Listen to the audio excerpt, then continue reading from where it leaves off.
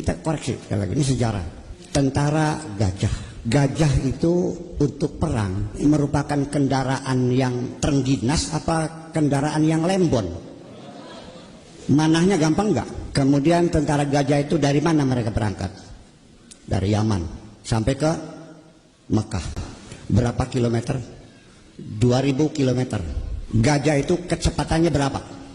1 jam 1 kilometer. Itu pun kalau jalan dipecuti. Dari mana rumputnya?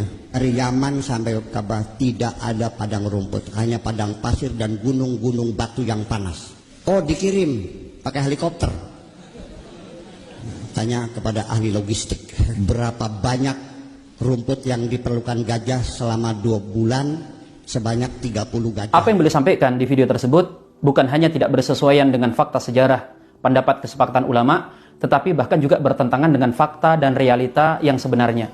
Dan untuk membantah apa yang beliau nyatakan ini, rasanya tidak perlu referensi yang terlalu jauh. Kita ketik Google saja, itu sudah kita dapatkan bantahan-bantahannya. Misalnya, tidak mungkin Abraha itu menggunakan gajah, apalagi jumlahnya banyak. Karena perjalanan Mekah-Yaman itu jauh, dan bagaimana makanan gajah tersebut, dan hal lain yang sebagaimana disebutkan dalam video. Berikut ini beberapa bantahan saya. Yang pertama adalah penggunaan gajah sebagai senjata tempur itu hal yang biasa dan sudah terjadi sejak lama. Alexander the Great ketika melakukan ekspansi ke daerah Persia itu berhadapan dengan tentara-tentara bergajah Persia, padahal itu terjadi sekitar 200-300 tahun sebelum Masehi.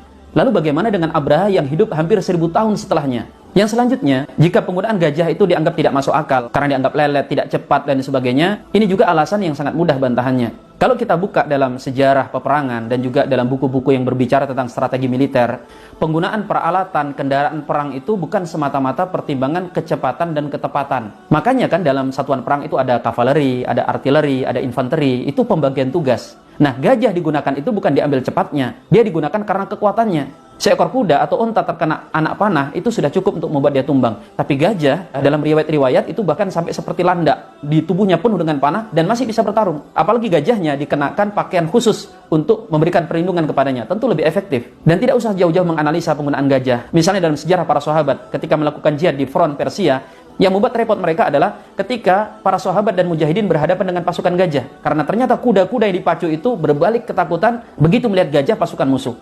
Yang selanjutnya, tentang tidak mungkinnya gajah menempuh jarak Yaman Mekah, ini juga mengada-ada.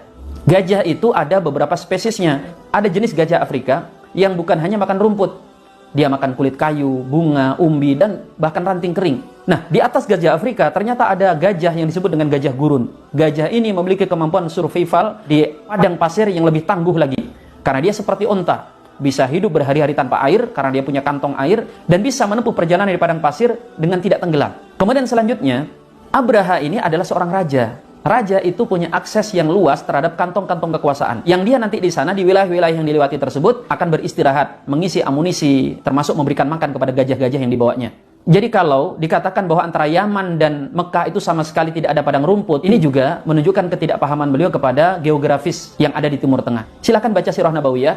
Abraha itu dalam perjalanannya menuju Mekah singgah di beberapa spot. Termasuk kan singgah di beberapa perkampungan dan menawan beberapa kepala suku yang mencoba menghalang-halangi niatnya menghancurkan Ka'bah. Di antaranya adalah Dhu Nafar. Kemudian hal-hal lain lagi yang sebenarnya tidak terlalu penting, seperti kesalahan data beliau mengatakan gajah hanya bisa berjalan 10 km. Padahal pada faktanya gajah itu bisa menempuh 20-25 km per jam. Ini gajah biasa loh. Lalu bagaimana dengan gajah tempur yang memang sudah terlatih? Kemudian menyebut jarak antara Yaman ke Mekah itu 2000 km. Padahal kalau kita cek, itu jaraknya sekitar 1000-an kilometer saja. Beliau juga menyebut misalnya jumlah gajah yang dibawa oleh Abraha 30 ekor. Padahal kalau kita buka dalam Sirah Nabawiyah, kebanyakannya itu menyebut angka 14 ekor. Bahkan ada yang menyebut hanya angka 4 ekor. Oke, katakan 30 ekor sekalipun, itu tidak masalah untuk seorang raja seperti Abraha. Ingat, Abraha itu raja, bukan Pak RT.